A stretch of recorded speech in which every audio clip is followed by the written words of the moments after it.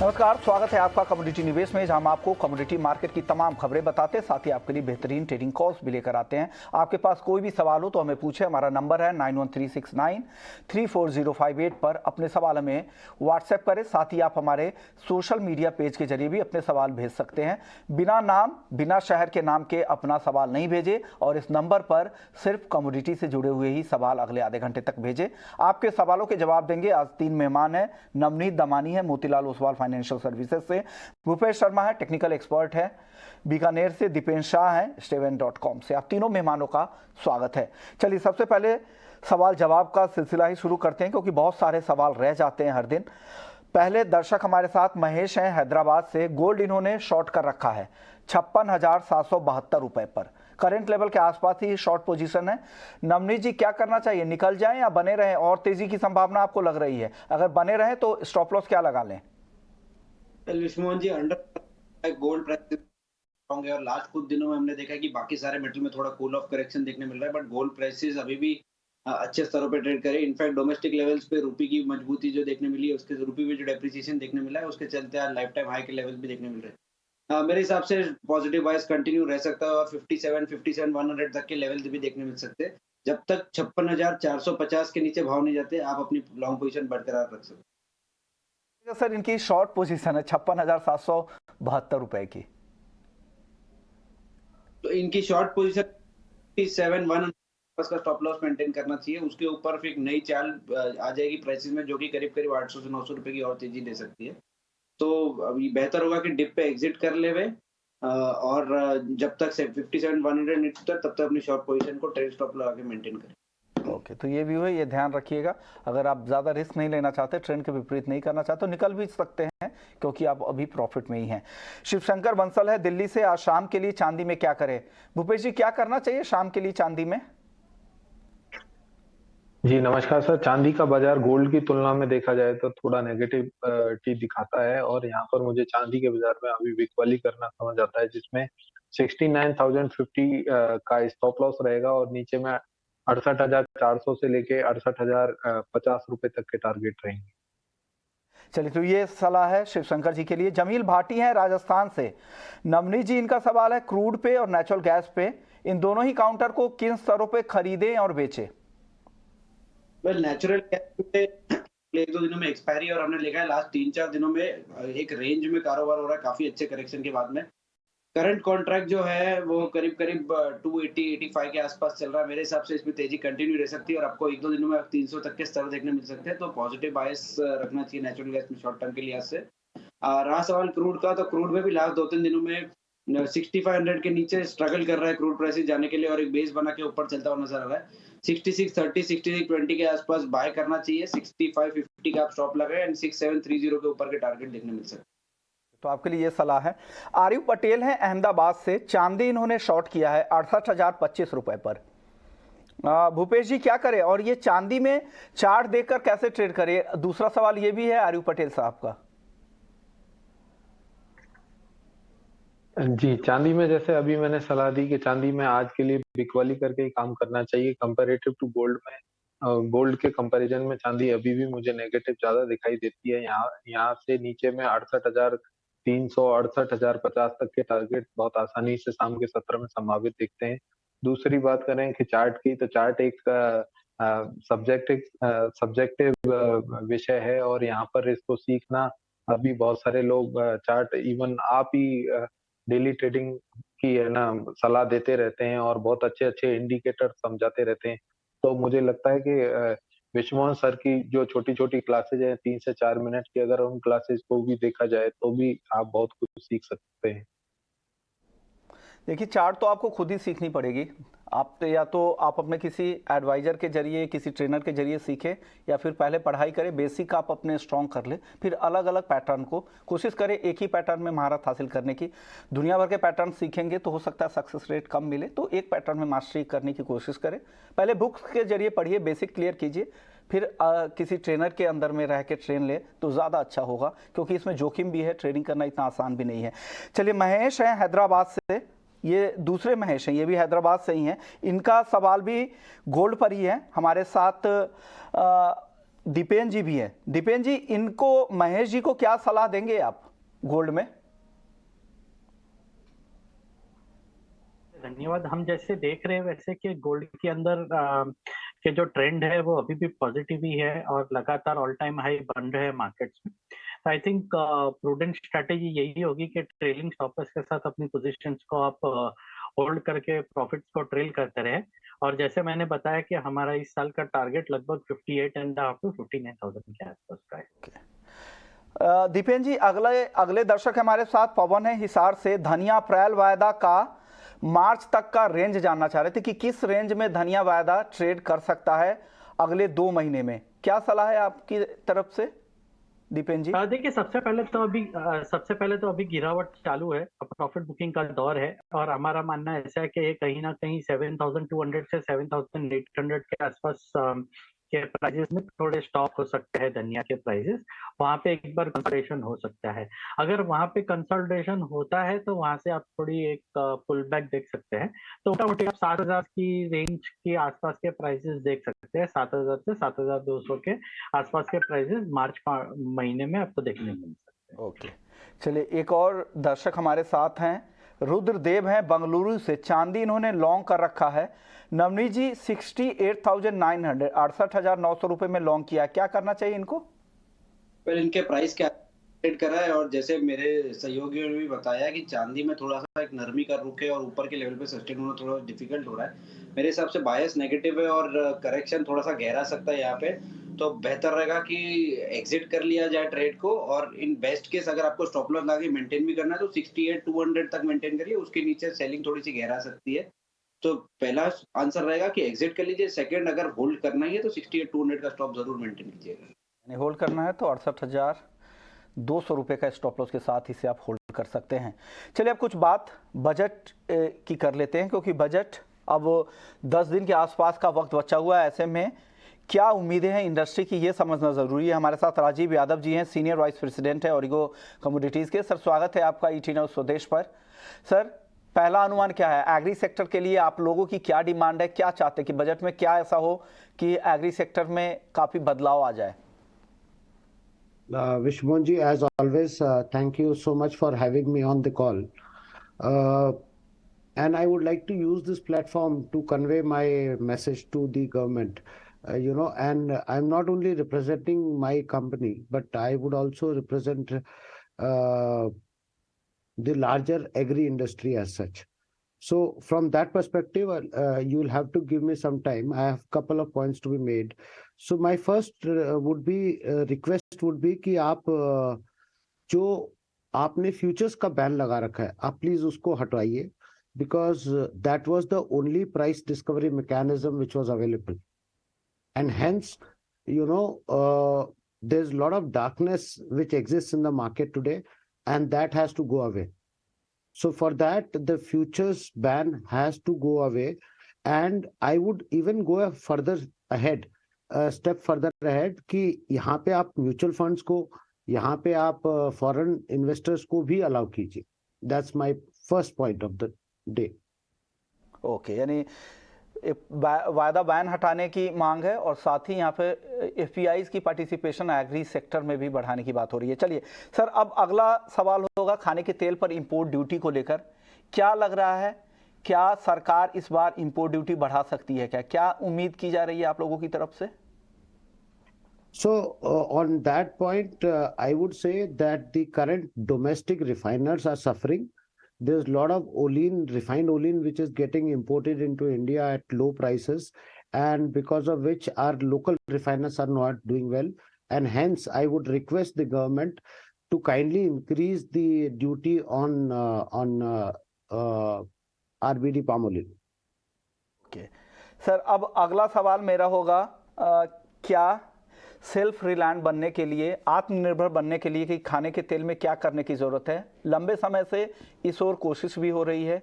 लगातार edible oil mission के जरिए अलग अलग कोशिश हो रही है कि कैसे अलग अलग राज्यों में जहां पर ट्रेडिशनल खेती अब तक होती रही है, गेहूं चावल पंजाब हरियाणा में, वहां पे कैसे मस्टर्ड की खेती बढ़ाया जाए। पाम तेल की खेती पर लगातार जोर है, बड़े कॉर्पोरेट हाउसेस इस ओर काम भी कर रही है। तो कैसे हम सेल्फ रिलायंट बन सकते हैं, कैसे आत्मनिर्भर बन सकते हैं खाने के तेल की खेती में? सर नहीं, बिल्कुल आपका बहुत ही जायज सवाल है। My take on that is MSP जो है, हम हमेशा ग्रेन्स का बढ़ा देते हैं, ऑयल सीड का कंपैरेटिवली कम बढ़ाते हैं। तो हमारे को आज की तारीख में ऑयल सीड्स का और पल्सेस का एमएसपी का हाइक जो होता है वो ग्रेन्स के कंपैरिजन में हायर होना चाहिए। इसकी वजह से धीरे धीरे, see the other part is today we take lot of pride in saying कि हम शुगर एक्सपोर्ट कर रहे हैं, हम राइस एक्सपोर्ट कर रहे हैं, बट प्रैक्टिकली वो हम अपने देश से फ्रेश वाटर एक्सपोर्ट कर रहे हैं, which I am totally against with. What I'm trying to say is Punjab और हरियाणा में हमारे को मस्टर्ड, हमारे को पल्सेस को ग्रो करने की जरूरत है और गवर्नमेंट का उसमें सहयोग बहुत ही महत्वपूर्ण है। ओके, अब बात सर गेहूं की कर लेते हैं। गेहूं को लेकर हालांकि अभी भी पिक्चर बहुत साफ नहीं है। लग तो रहा है कि उत्पादन बेहतर हो, लेकिन जिस हिसाब से मौसम वापस से विपरीत दिशा में फिर से चलनी शुरू हो गई है तो फिर से चिंता बढ़ी है। क्या लग रहा है आपको, क्या इंपोर्ट ड्यूटी हटाने का वक्त आ गया है ताकि बढ़ती महंगाई पर काबू पाया जा सके? I totally agree with your question, and my answer to your question is yes. Today, we have reached a stage where we require to reduce the import duty from 40% to 0%, and at the same time, इसकी वजह से अगर आप 40 से 0 कर देंगे तो कोई गेहूं अंदर आएगा नहीं, बट एटलीस्ट सेंटीमेंट जो है, जो आज जो तेजी बनी हुई है, जो इन्फ्लेशन का कारण बना हुआ है, उसको रोकने में जरूर सहयोग करेगा। इसलिए 42-0 करना जरूरी है। अब अगर आप 42-0 कर भी दोगे ना, तो भी कोई इंटरनेशनल गेहूं आज देश में प्रवेश नहीं कर सकता है, because prices are out of a reach. Okay, अब आखिरी सवाल होगा सर, सरसों और मूंगफली के ऑयल मिल एक्सपोर्ट्स को बढ़ावा देने के लिए क्या करने की जरूरत है, कैसे इसे बूस्ट दिया जा सकता है? मैं ये कहूंगा कि हमारे देश में ग्राउंडनट और मस्टर्ड की अच्छी पैदाइश है और अच्छा क्रशिंग है उसका, बट जो उसका जो रॉ मटेरियल बनता है, जो जिसको हम ग्राउंडनट मील बोल लो या आप रेप सीड मील बोल लो, उसका एक्सपोर्ट हमारे लिए बहुत जरूरी है, बिकॉज डोमेस्टिक मार्केट ग्रो कर रहा है, बट इस स्पीड से नहीं ग्रो कर रहा है जिस स्पीड से ये दोनों क्रॉप्स ग्रो कर रही है। तो मेरा सेंस ये है कि अगर गवर्नमेंट अगर इनको एक्सपोर्ट करने में हमें थोड़ा बहुत इंसेंटिवाइज करती है तो कहीं ना कहीं हमारे लिए बहुत ही आगे आने वाले समय में बेनिफिशियल रहेगा। शुक्रिया राजीव यादव जी, आपने वक्त निकाला और आपकी इंडस्ट्री की तरफ से आपने अपनी मांग रखी कि क्या करने की जरूरत है, पर्टिकुलर अपनी कंपनी के लिए नहीं, पूरी इंडस्ट्री के लिए ओवरऑल आप अपने मांग रखी बजट से। बजट के बाद क्या कुछ होता है फिर से आपसे रिएक्शन लेंगे पोस्ट बजट। चलिए सर, चलिए अब वापस से एग्री मार्केट की बात कर रहे थे तो एग्री मार्केट पर ही नजर डाल लेते हैं। आज मसालों में काफी गिरावट दिख रही है। जीरा देखिए रिकॉर्ड से लगातार फिसलता जा रहा है। भूपेश जी, जीरे में क्या लग रहा है टेक्निकली आपको? 3.5% दाम कम हो चुके हैं, 33,000 के आसपास आ चुका है। यहां से और गिरावट आपको दिख रही है क्या?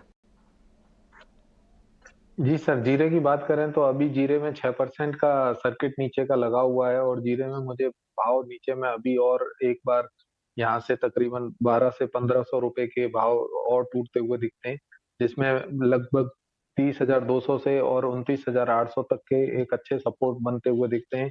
वहां पर एक डिमांड जोन है, वहां मार्केट को लेना चाहिए। छोटा स्टॉप लॉस रखकर 29,200 का स्टॉप लॉस स्टिक लगाएं और जीरे में बाइंग की पोजीशन बना सकते हैं।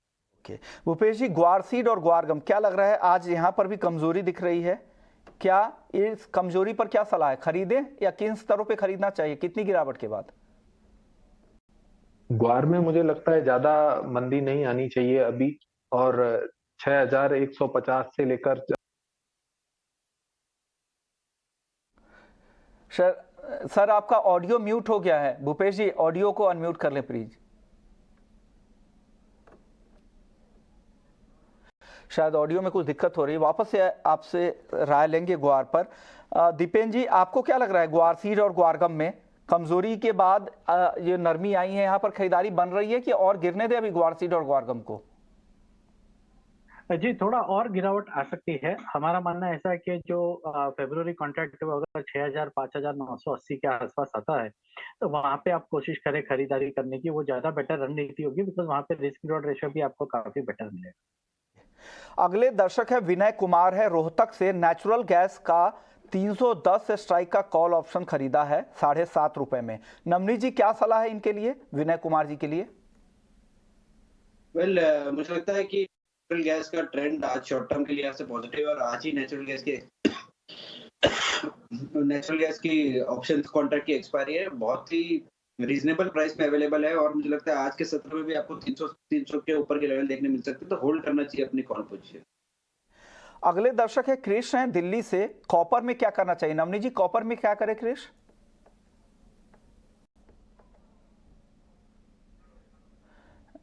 ये सवाल अब आपसे दीपेन जी, आप क्या सलाह देंगे? कॉपर में क्या करना चाहिए क्रिश को? देखिए, बाइंग करके चलना चाहिए। 786 के हमारे टारगेट थे वो लगभग अचीव हो चुके हैं। अभी नेक्स्ट टारगेट 792 के आप रख सकते हैं, तो जो भी गिरावट आती है उसमें ट्रेडिंग पर्पसेस के लिए आप बाई करके चल सकते हैं। चलिए, अब अगले दर्शक है रूपा राम है जोधपुर से। कपास में आगे क्या होगा, क्या लग रहा है भूपेश जी कपास में? जी, कपास का ट्रेंड अभी भी नेगेटिव बना हुआ है। जब तक कपास का भाव 1640 के ऊपर नहीं निकलता तब तक इसमें लेवाली का नहीं सोचना चाहिए। नीचे में 1590 से 1580 तक के भाव संभावित रहेंगे आने वाले दिनों के लिए। भूपेश जी, आप ग्वार पे कुछ बता रहे थे, ऑडियो बीच में ही कट हो गया था, क्या सलाह है सर ग्वार पर? जी सर, ग्वार में सलाह रहेगी, ग्वार 6080 से लेके 6050 के बीच में ग्वार में लेवाली करनी चाहिए। ग्वार का एक अच्छा सपोर्ट बना हुआ है, मुझे उम्मीद है ग्वार में 6030 का लेवल ब्रेक नहीं होना चाहिए। ऊपर में दोबारा से ग्वार 6250 से 6330 के भाव संभावित रहेंगे आने वाले सेशंस के लिए। राज पटेल हैं भोपाल से। मूंग का प्राइस आउटलुक जानना चाह रहे थे। दीपेन जी, मूंग को ट्रैक कर रहे हैं आप क्या? देखिए, मूंग अगर बात करेंगे तो काफी समय से थोड़ा साइडवेज चल रहा है। ग्रीन मूंग खास करके हम बहुत अच्छी तरह ट्रैक करते हैं। थोड़ी और वेट एंड वॉच करें, बिकॉज एक्सपेक्टेड यही है कि ये सभी पल्सेस थोड़े 2023 के सेकेंड हाफ में अच्छा परफॉर्मेंस दिखा सकते हैं। तो अगर आप थोड़ा वेट करें और मार्च अप्रैल पे ध्यान दें तो उस समय थोड़ी अपॉर्चुनिटी लग रही है पल्सेस में आपको इन्वेस्ट करें। अगले दर्शक है अनुज गुप्ता है झांसी से। गोल्ड में इंट्राडे के लिए रणनीति जानना चाह रहे हैं। भूपेश जी, इंट्राडे के लिए गोल्ड में क्या कॉल है आपकी? इंट्राडे के लिए सर गोल्ड का चार्ट अभी भी काफी मजबूत बना हुआ है। जब तक गोल्ड 56,600 के भाव नहीं तोड़ता या उसके नीचे कहें कि 56,550 के भाव नहीं तोड़ता तब तक इसमें तेजी में बने रहना चाहिए। ऊपर में 56,850 और उसके ऊपर 56,930 तक के लेवल आज शाम के सत्र में संभावित रहेंगे। महेंद्र हैं सूरत से। सोना 54,500 रुपए तक नीचे आ सकता है क्या? दीपेन जी, लग रहा है आपको 54,500 तक नीचे की तरफ? अभी थोड़ा डिफिकल्ट लग रहा है। देखिए, ट्रेंड तो अभी ऑल टाइम हाई के आसपास है, तो अभी तो तेजी की ही बात करेंगे। ट्रेंड रिवर्सल के कोई अभी तक सिग्नल्स नहीं मिले हैं। डेफिनेटली जब भी प्रॉफिट बुकिंग आएगी तो 5 से 10% की प्रॉफिट बुकिंग आ सकती है, लेकिन अभी तो ट्रेंड पॉजिटिव है, तो नेगेटिव स्पेकुलेशन करना थोड़ा डिफिकल्ट है। अगले दर्शक है प्रशांत है आसनसोल से। सिल्वर मिनी इन्होंने शॉर्ट किया है 70,247 रुपए पर। भूपेश जी, क्या करना चाहिए इनको? बिल्कुल, बहुत अच्छा मुनाफा इन्हें मिल रहा है। अभी इनको 69,050 का स्ट्रिक्ट स्टॉप लॉस मेंटेन रख के अपनी पोजीशन को ट्रेल करना चाहिए। अगला सवाल प्रशांत का है नेचुरल गैस पे। 433 रुपए 70 पैसे पे शॉर्ट किया है। भूपेश जी, क्या करें? बहुत अच्छा मुनाफा इन्हें मिल रहा है। इन्हें अपनी प्रॉफिट आज के दिन में इन्हें अपनी नेचुरल गैस में मुनाफा बुक करना चाहिए और एक बार साइड बैठना चाहिए। अगला सवाल है प्रशांत का कॉपर पर। 788 रुपए पे लॉन्ग किया है, क्या करना चाहिए दीपेन जी? कॉपर में इनको 788 की लॉन्ग पोजीशन है इनके पास। देखिए, यही है 792 से 796 के टारगेट रख सकते हैं और स्टॉप लॉस आपको रखना होगा 776 का। जब तक उसके नीचे प्राइसेस नहीं जाते तब तक आप अपनी पोजीशंस को होल्ड करके ऊपर में टारगेट्स आते हैं तभी प्रॉफिट बुक कर सकते हैं।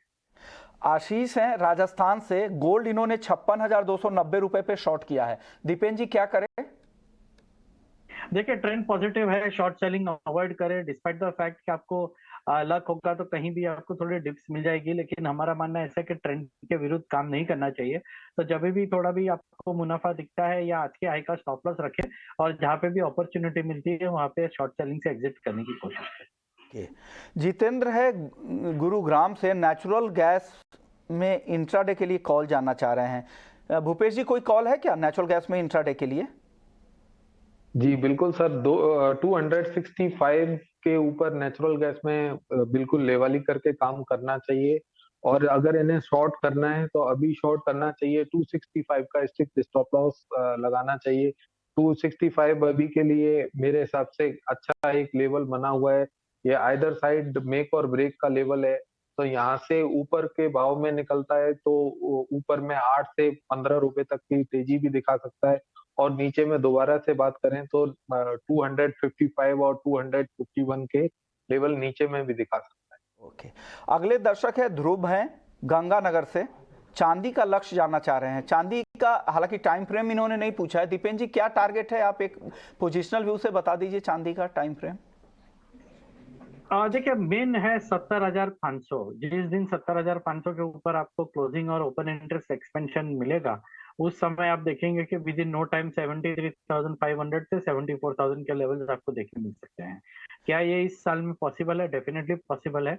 हमारा मानना ऐसा है कि 68,000 67,500 के आसपास आपको सिल्वर में निवेश करना चाहिए और उसके बाद आप 73,500 से 74,000 के टारगेट्स रख सकते हैं इस साल। ओके, जमील भाटी जी का दोबारा सवाल है कि क्रूड और एनजी किस लेवल पे बाई या सेल करें। दीपेन जी, किस लेवल पे आप बाई और सेल की सलाह देंगे क्रूड और एनजी में? देखिए सबसे पहले तो ये बताना जरूरी है दर्शक मित्रों को कि 280 जो टारगेट लेवल्स अभी चल रहे हैं वो इस मंथ के हैं, जिसकी एक्सपायरी अभी 2 दिन में है, तो उसमें आप ट्रेड नहीं कर पाएंगे। जो सेकेंड मंथ कॉन्ट्रैक्ट है वो 262 के आसपास चल रहा है, तो उसमें काफी बैकवर्डेशन है, तो काफी सस्ता मिल रहा है।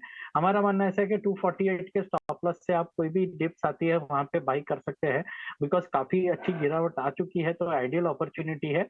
245 के आसपास का स्टॉप लॉस रखिए and on the higher side आपको 280 से 285 के टारगेट्स दिखने मिल सकते हैं। मैं फिर से रिपीट करूंगा कि जो स्क्रीन पे दिख रहा है वो इस मंथ का कॉन्ट्रैक्ट है जो अभी डीलिस्ट हो जाएगा। सेकेंड मंथ कॉन्ट्रैक्ट जो 262 के आसपास चल रहा है वो कॉन्ट्रैक्ट की मैं बात कर रहा हूँ।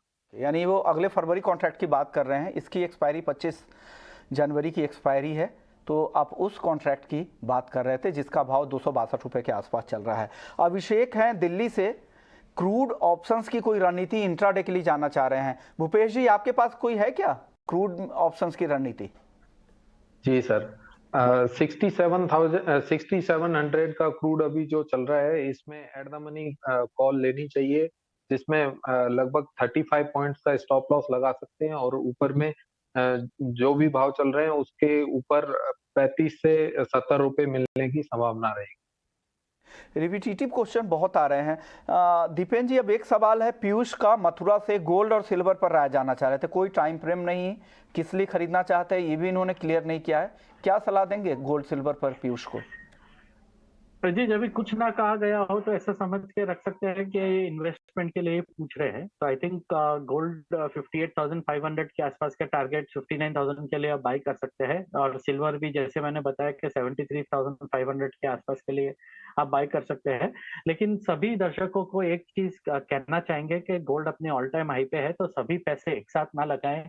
ये अजम्पशन रखें कि मार्केट में कभी भी प्रॉफिट बुकिंग आ सकती है, तो नीचे में स्टैगर्ड मैनर में आप थोड़ी अपने पोजीशन के और लेने के लिए आप इन्वेस्ट कर सके, वैसे ही आप इन्वेस्ट करें। तो समझिए कि अभी आप 20% बाई करें तो नीचे आप और 80% 20% के हिसाब से आप खरीदारी कर पाए, वैसे ही आप इन्वेस्टमेंट कीजिएगा। ये सबसे बढ़िया बेटर रणनीति होती है over the longer period. Okay, trading के लिए सिंपल रूल है, जब भी आपका जो भी पूरा कैपिटल जितना आप ट्रेडिंग में लगाना चाहते हैं उसका पूरा पैसा कभी भी बाजार में ना लगाएं।